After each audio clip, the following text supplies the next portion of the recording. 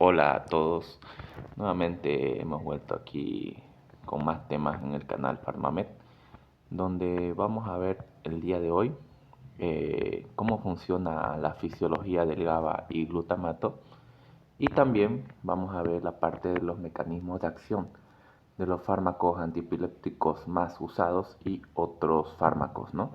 Que también actúan en algún tipo de receptor, pero que no cumplen la función o el efecto farmacológico de ser antiepiléptico, ¿no? Bien, comencemos siempre nosotros por la parte fisiológica del GABA y glutamato. Comencemos por acá. Bueno, tenemos por aquí una neurona presináptica, ¿ya? En esta neurona presináptica encontramos canales de sodio, ¿ya? Un canal de calcio, las vesículas presinápticas que almacenan al neurotransmisor, en este caso va a ser el glutamato, ¿ya? Y bueno, vamos a ver cómo se forma primeramente el glutamato. El glutamato se va a formar por la unión de glutamina, que es un aminoácido, más NH3, que es amoníaco. Esto se produce una síntesis que va a producir al glutamato. Ya hay una conversión por una enzima, ya, glutamina más amoníaco, y se transforma a glutamato.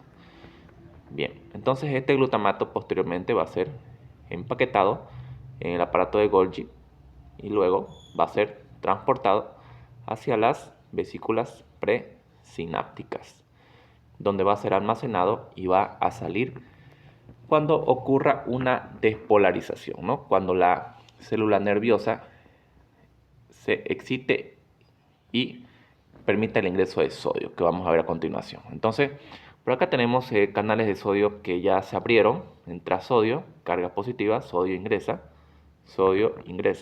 ¿ya? A la neurona presináptica. Entonces esto cambia el umbral, ¿ya?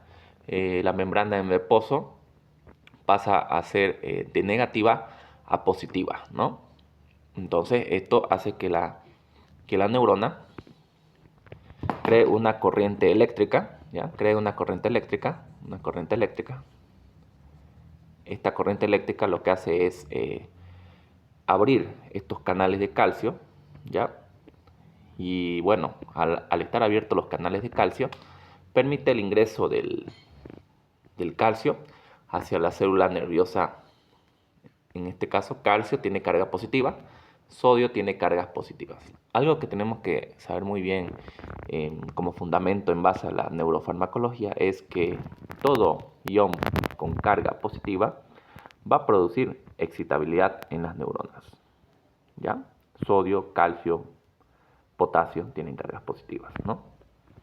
Mientras tanto que la entrada de iones con carga negativa va a producir lo contrario, va a producir una disminución de la excitabilidad, como vamos a ver a continuación. Bien, entonces eso para saber cómo funcionan los distintos fármacos a nivel de la parte neurofarmacológica, ¿no? Bien, entonces se abren los canales de calcio, calcio ingresa de afuera hacia adentro, del líquido extracelular al líquido intracelular.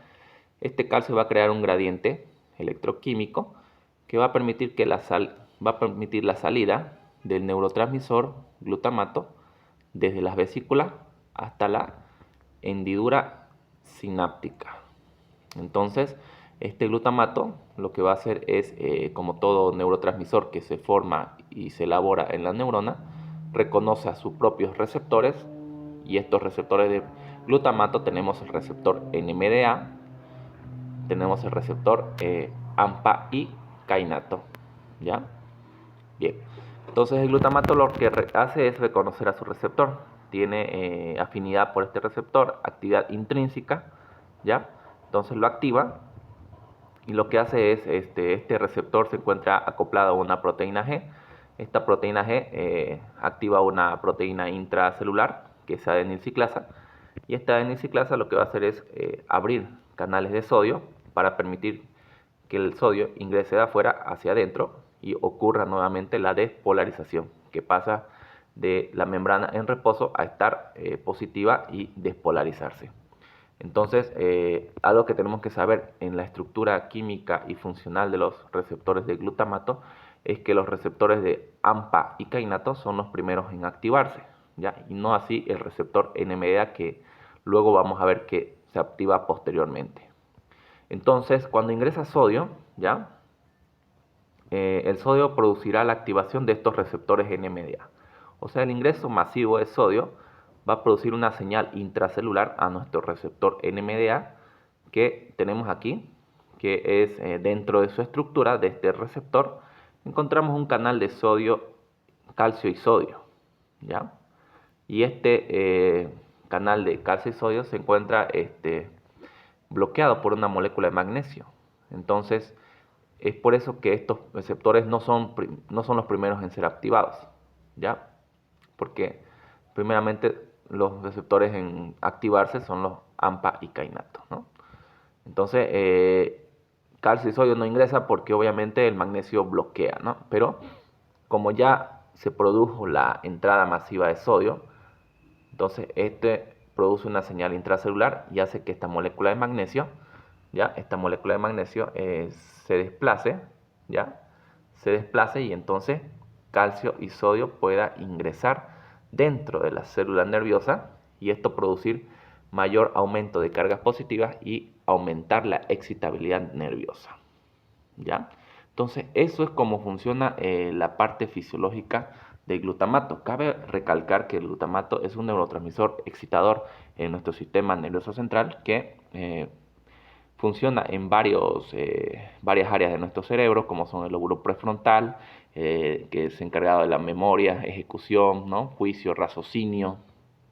Está presente en la sustancia gris, está presente en el hipocampo. Entonces, es un neurotransmisor que tiene función de importantes en la memoria, del aprendizaje, ¿no? De toda persona. Bueno, entonces también tenemos que entender que dentro de la misma sinapsis del glutamato encontramos una neurona intermoduladora o una neurona neuromoduladora, que es una neurona GABAérgica.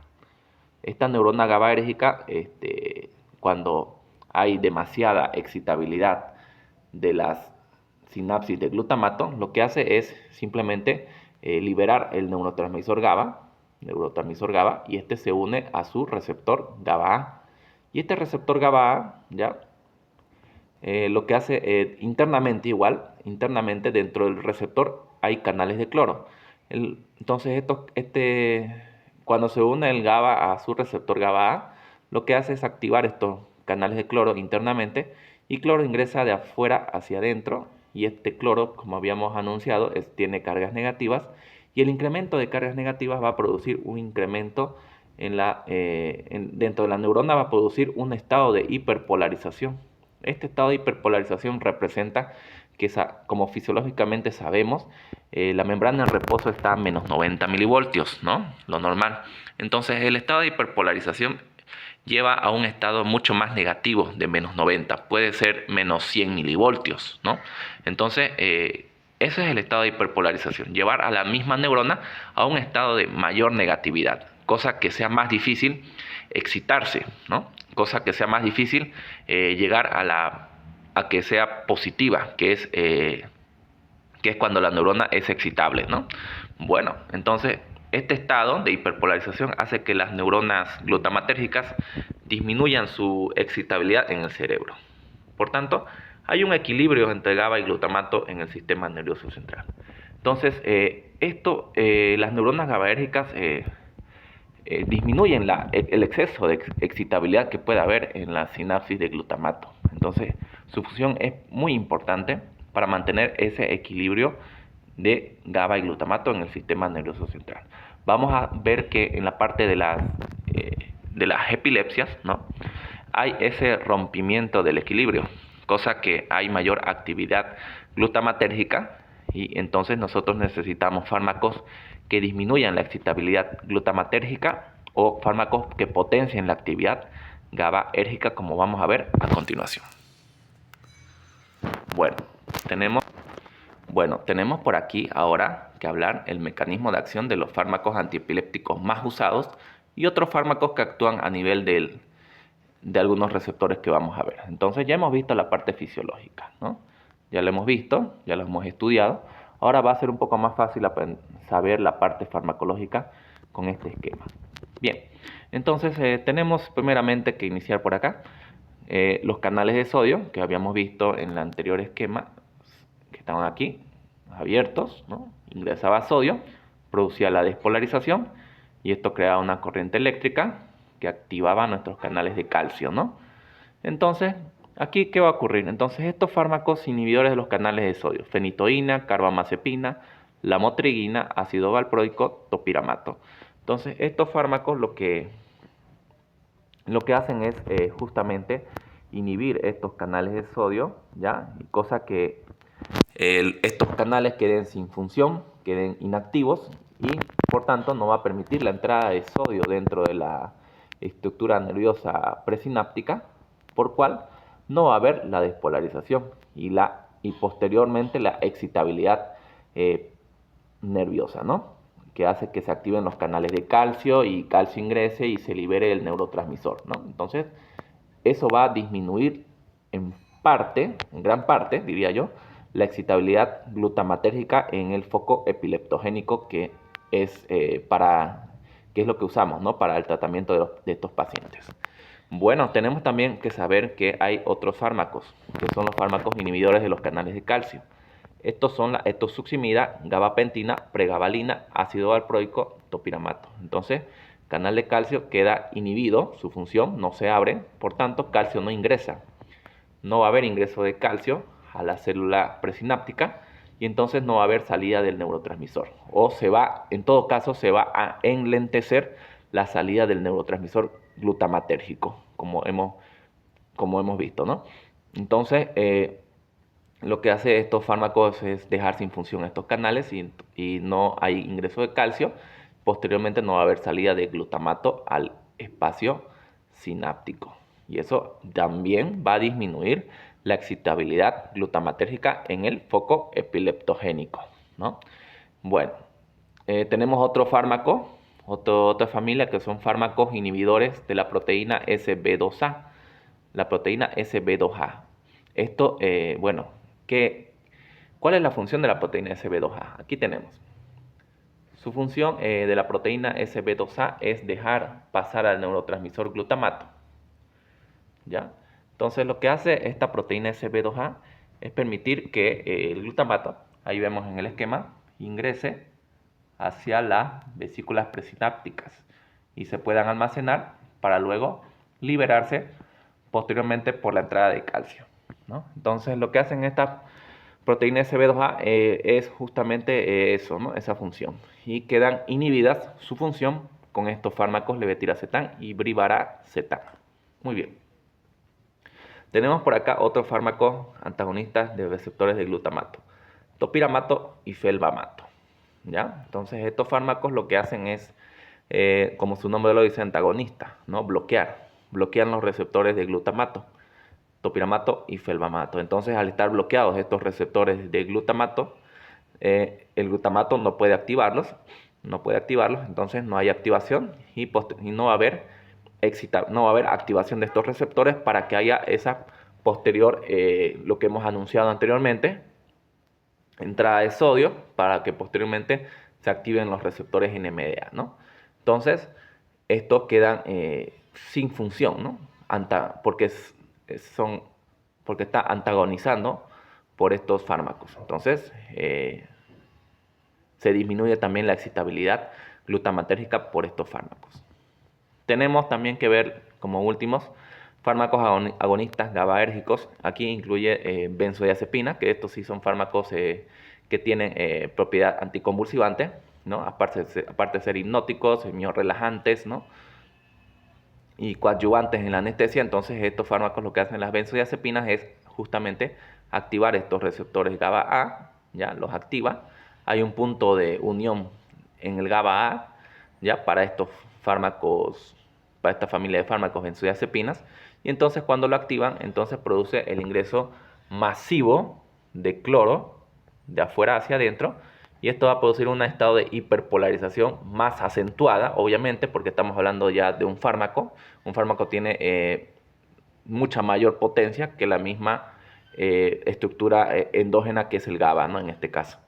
Entonces, lo que hacen estas benzodiazepinas es permitir el ingreso de cloro a través del mismo receptor GABA-A, y esto posee un estado de hiperpolarización mayor, que puede ser menos 110 milivoltios, ¿no? Entonces, esto hace que la neurona sea mucho más negativa y sea más difícilmente para excitarse. Tenemos un capítulo más atrás hablando de estos fármacos con más detalles, ¿no? Pero bueno, aquí estamos resumiendo el mecanismo de acción de los fármacos antiepilépticos más usados, ¿no? Por último, tenemos unos fármacos llamados Z. Estos fármacos Z son la esopiclona, sopiclona, solpiden. Son fármacos que inducen el sueño. Se usan únicamente para lo que es esto del insomnio o despertares nocturnos. No tiene acción anticonvulsivante, simplemente lo puse porque es un fármaco que actúa en nuestro esquema, ¿no? En nuestro esquema que hemos explicado anteriormente. Bueno, entonces eso sería la farmacología en esquema, ¿ya? Una farmacología para que sea más fácil nosotros podamos aprender. Bueno, nos vemos en el próximo capítulo, próximo episodio. Hasta luego.